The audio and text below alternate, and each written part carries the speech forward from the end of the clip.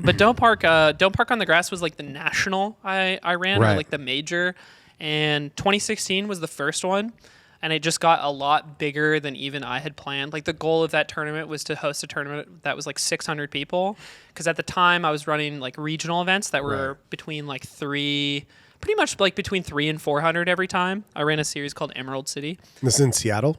Mm-hmm. Okay. And then, and Emerald City was probably the next biggest thing I was like running at the time. And the progression to me was like, let's take this from regionals and let's run a national in Seattle, because I think you can do it here.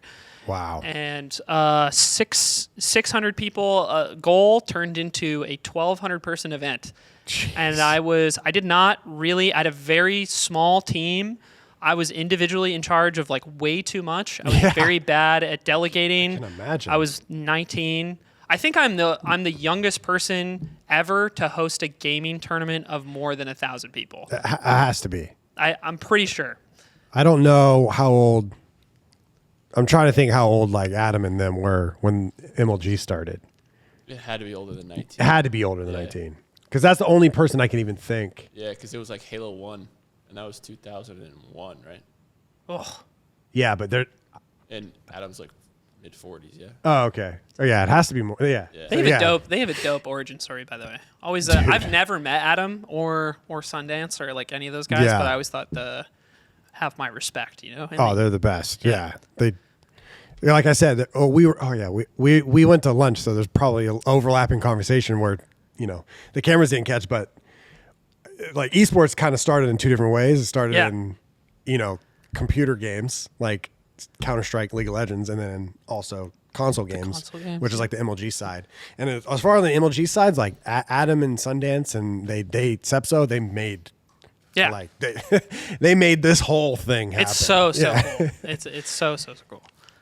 Yeah, so keep going with the park on the grass. Don't park on the grass. Yeah, that just came into existence. It was so much bigger than I had planned, and the first one was so stressful. It was I can't even imagine. It was brutal. It was probably like one of the worst periods of my life. Got to be traumatic in a sense. It was probably the only time in my life where like I think I've always been like a really good student, and that quarter of school is I was doing school. I was taking the most credits and the most classes I ever had at once, and then I was working while doing that for the first time. Like I had my first real full-time job, like it was part-time. I shouldn't say full-time. Right. It was, and then I also had this tournament that was turning into its own like full-time job, and then. And you're not getting. How much are you making from these No, tournaments? fucking nothing. I actually did make money. Like some of my tournaments technically were profitable. Like I would make like a few $1,000s, and but I would just instantly spend that on the next event. Oh, like yeah, I would just use it to like pay, because I didn't really care about money at the time. I was like, I'm paying, honestly, irresponsibly so. Yeah. I just wanted to spend money to like make the next tournament like as cool as possible from my perspective. Yeah. And for me, a lot of that was flying out international players. Especially at the time, there was a lot of talent like outside of the U.S. that nobody ever talked about or like gave any credit to. And I was just like, if you fly these people to events, you can have like somebody who is maybe top 50 in the world and nobody's ever heard of, and they can just show up and win. And I think that's really exciting. Okay. So I started reaching out to like a lot of European players specifically, and I was like, hey, if you want to come to this event, like I'll pay for your flight if you just want to come out. And then I would do that for years. And there's a bunch of European and a couple, like one player from New Zealand that like got ranked on the top 100 because I flew them to events and they got enough data to like get ranked for the year. Oh, wow. And I was doing that in college. Like that's pretty much what I spent all of my money on. So, and you might remember like Crush too, like Crush or like Fat Goku or Cyrox. There was like these up and coming like Fox players. Okay. I think I remember the Cyrox. Yeah. And we sponsored them as well. So it was like flying them to other tournaments. Okay. And that's kind of what the profit went to.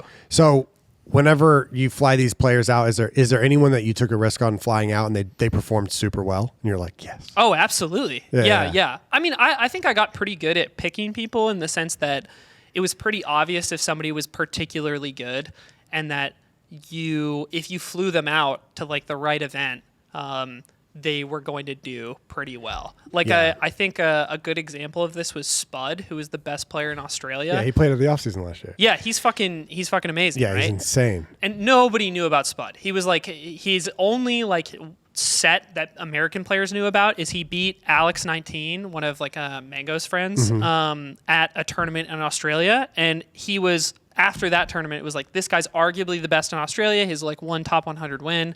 And I was like, this guy is clearly something special. You can tell by the way he is playing the game that nobody thinks and plays about the game in this way. If he just gets a chance, Yeah. he will do really, really well. And he did.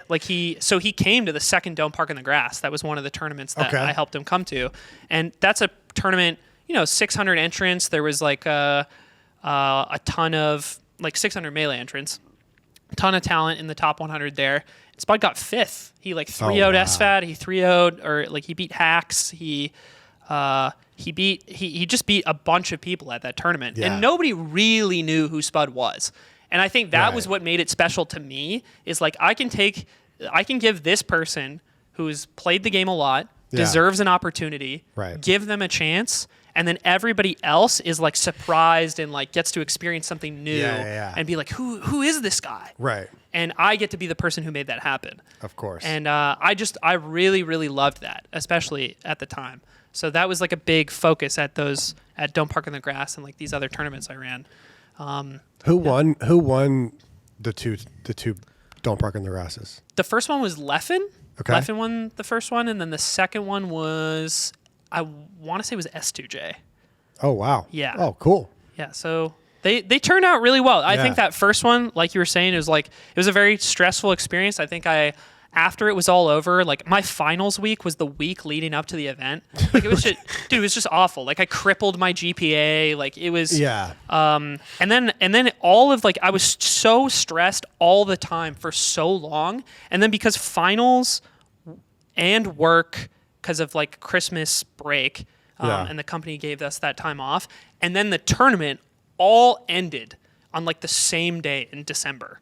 So it was all of a sudden it was everything was quiet, and I just didn't know what to do with myself. Yeah. And I was just so sad for the next 3 months, because I was just in this state of I want to go, I'd feel lonely, and then I'd go hang out with friends, and as soon as I got there, I'd want to leave, and I just didn't know what to do with myself. I don't know if you've experienced something like this before. Dude, the first off season, myself and Atlas, who does everything for TST, he's who does everything for the yard? His name's Otto.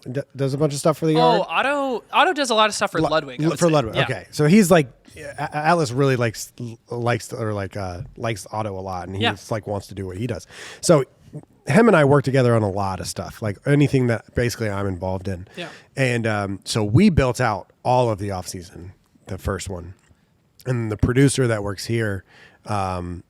His name's Corey, and he built the Run a Show. And it was basically the three of us just trying to figure out how to do it. We had budget for something, and I was they were like, how do we split it up? And I was like, dude, I think we put it all towards Super Smash Bros. Melee. And they were like, what? And I was like, trust, they will love it.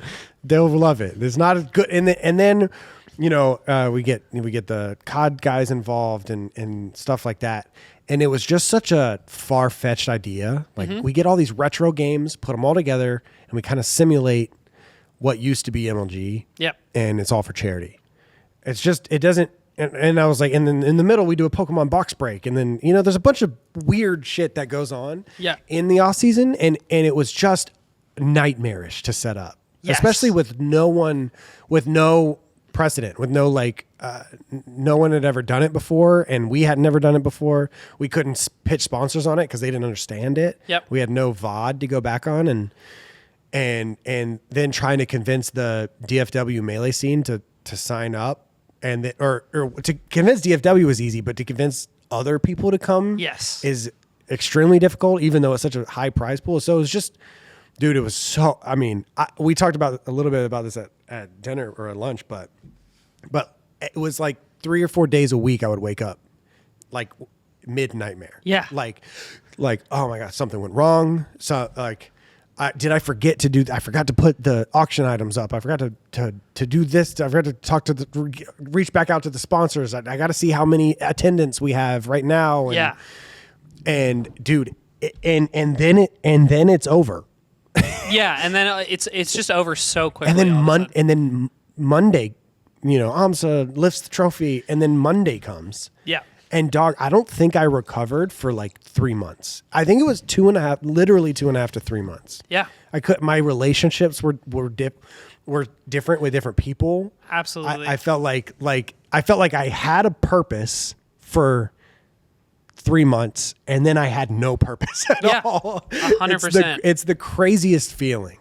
Your relationship, yeah, I think the relationships part of it, I kind of, dude, I hadn't thought about that in a while either. It's like that's a huge, you lose like touch with certain people, Yeah. or if you have like, if you're dating somebody, I think it like really, the person I was seeing at the time when I hosted the first one, it like totally fractured our relationship. Yeah. Like it was the catalyst for like it falling apart Really? for sure. Yeah. And I think in hindsight, it was something that, probably would have, ended anyway, right? Right, But it was right. something that like definitely tore us apart because of the amount of like stress it was Yeah. putting into my life. yeah. Because I'm like not even me anymore in a way, right? Right. But on the other hand, it's like that's all you are. And you want to complete the goal. You want this project to come to fruition because Yeah. that's why you pursue something like that. And then when it all goes away, I think it really sucks away your feeling of like purpose for a bit. And that's for how I sure. felt. It was the first time I went went and talked to like a therapist like at the Really? end of that, and just took like a walk-in appointment at like a clinic on my campus, and it actually was like the thing that was the beginning of like things turning around from it. It was Yeah. just like really getting it out and like talking to somebody, which was really nice. That's insane. Yeah. I mean, But it was also, dude, in hindsight, I didn't even know what it was, but I realized like years later that I had like my first anxiety attack like during Yeah. like the build up to the event. I can imagine. And I was like, I didn't know what was happening to me. And it wasn't something that I dealt with in any frequency like after the fact either. Yeah. So I didn't really have like a good frame of reference. And then I realized finally, like a long, long time later, that I was like, oh dude, I had an anxiety attack. For sure. Yeah. And I think it's weird because on one hand, I think I miss it in a funny way. Like I think I miss feeling that driven about fucking anything.